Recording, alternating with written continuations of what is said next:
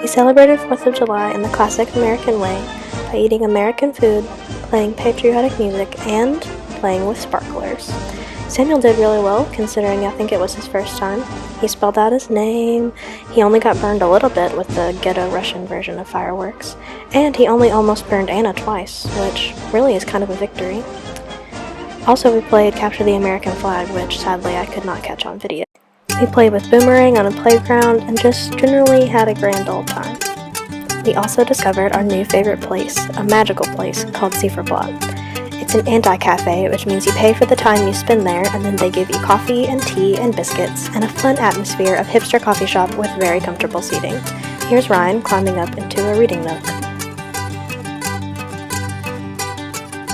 And here's Anna swinging on an indoor swing, which both makes you feel like a kid and an adult at the same time, and it's magical. We were talking with Dina about playing Catan, as in Settlers of Catan, and apparently she thought we were talking about playing guitar. So here's me and the Zifferblatt guitar playing all 4-ish chords I know. Is this a chord? Yeah, that's a chord.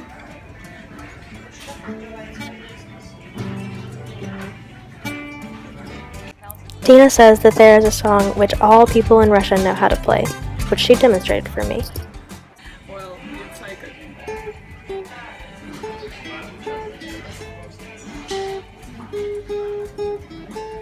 She's one of my favorite people. Later, Ryan and Zelia joined us, and we played British Apples to Apples. You'd think since they're both in English they'd be pretty much the same, but they have cards about dukes and lords and British catchphrases, and they didn't have the Darth Vader card, which is the best. But it was still fun. We went to a World War II memorial park, which had tanks and planes and an eternal flame for those who gave their lives. Russia lost more people in World War II than any other nation, so the park here was grand and beautiful. It also had a lot of poorly dressed people swimming in a no-swim zone and scarring Anna for life. What are your thoughts on all these naked people, Anna? Yeah, same. We went back to the park with the singing fountains, but this time we had a picnic/friends get-together with everyone that we've met in Kazan.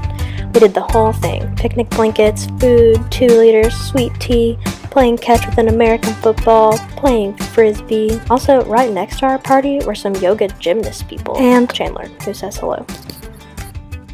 We also taught them a one-board version of bago or cornhole or whatever you call it.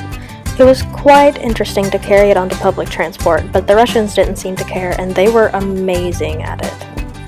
They taught us a Russian card game, which is named after the Russian word for fool and is apparently a bit rude.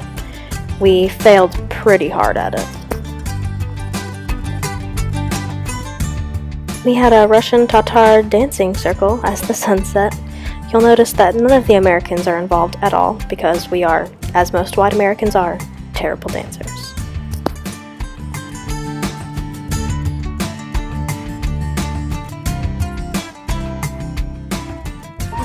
We played a traditional game in which you hold hands and make a tunnel and then run through the tunnel with your partner, which was really hard to film, so I'm sorry.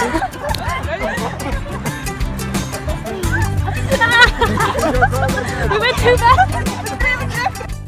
And at the end of the night, they just could not get enough of sweet tea, so they chugged it. Some days are different than others. Some days we take the wrong bus and end up taking a 2-hour trip where we leave the city. Some days we dance with the fountains by the lake at sunset with our friends. But every day, we're glad we're here. We're making friends, memories, and maybe, hopefully, an impact.